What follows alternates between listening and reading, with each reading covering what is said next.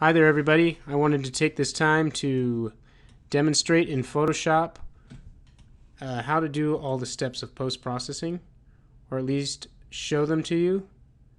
I'm going to turn these all off so we can build from the ground up, and I can show you what we're doing here. So this is just a simple illustration. It looked like that when I rendered it first. On the bottom layer I put the complete rendering with no alpha channel. You can see it crossed out there.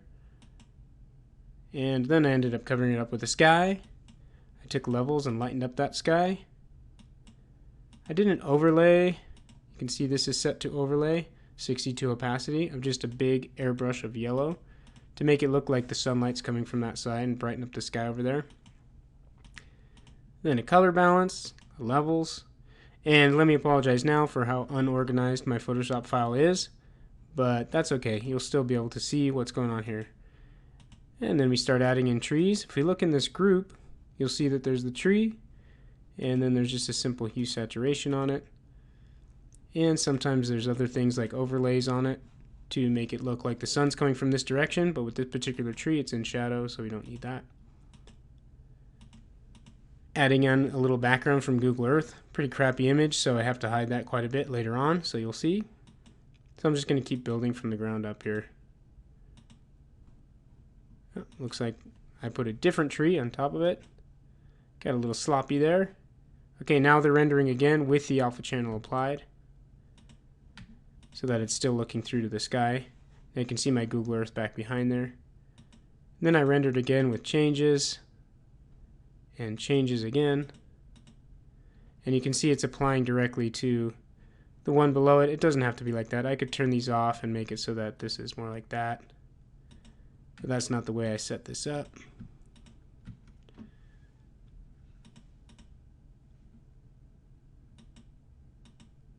Then a hue saturation to turn down some of that bright yellow that's showing in there.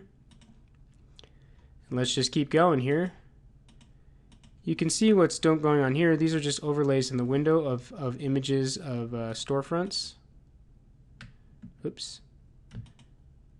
They're just very pale. I believe they're set to overlay. Nope, linear dodge. And they're masks. I used a mask of the windows rendered out of my render engine to apply those.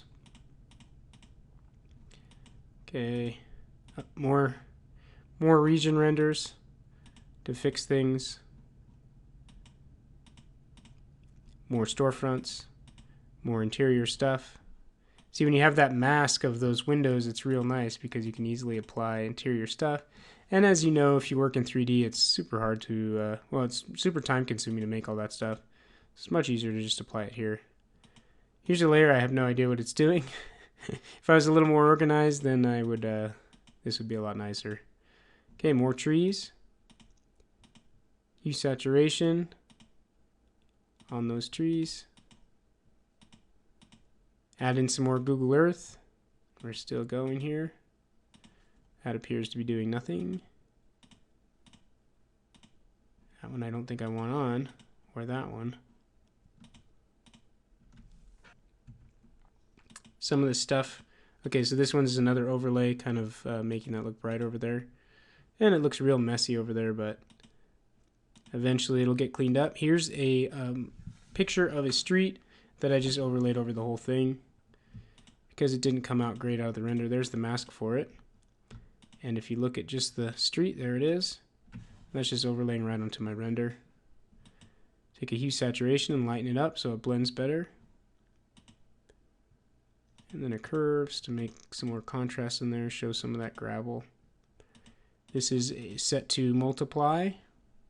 And I just took a pen, my pen tablet, and drew lines for kind of road marks. And you can see that blended that edge a little better over there. Kind of distracts your eye from the line. And you could fade that even better. I added some painting, painted in some sidewalk and some curb. Obviously, if I had modeled all this more cleanly, then I wouldn't have to do all this. But sometimes I just want to fix it all up in Photoshop and not worry about going back into the model and re-rendering everything. And I don't really have a lot of information about what is really modeled here, so I'm just putting in some kind of ambiguous stuff, more plants, to kind of cover up a lot of the holes in the rendering that I'm not able to fill accurately.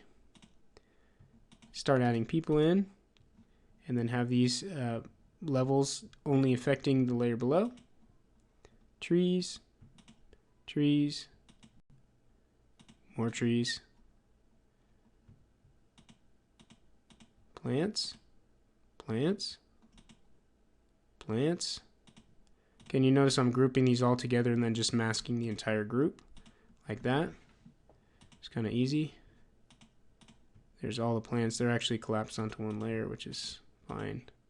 This one has this blue kind of overlaid on it so that it looks like it's in shadow. Let's add some more plants. Very subtle. Bunch of people.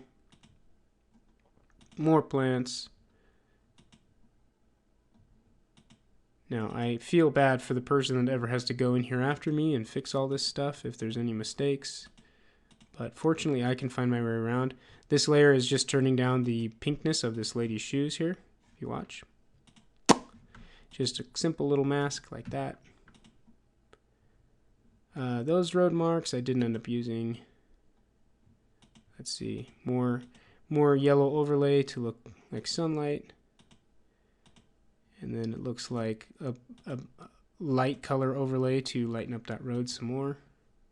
And then a dark overlay to take your eye away from this foreground here that we don't really want to look at much. And then I put a crop line in here, crop mark for the final image. And then all I did was, if you know the command Control-Alt-Shift-E, that takes everything below, jumps it to a new layer. That's what this is. And then I did a lens effect on it, filter, lens correction, and I did a little bit of chromatic aberration and a little bit of vignetting using that lens filter. And then let's see, I did a little sharpening on this layer, and I did a little curves above it, and then it's done. So all I do is save that out as a JPEG and crop off this crop mark here, and the image is finished. Hopefully that's helpful to you to see a breakdown of all those different things. Let's go back to the beginning. We went from that to this, that to this. So I think that's a lot better for the client. And I was able to save myself a lot of time by doing a lot of this in Photoshop and not worrying about modeling so many different things. So there you go. Big difference, big improvement, hopefully. Hope you enjoyed it. Thanks.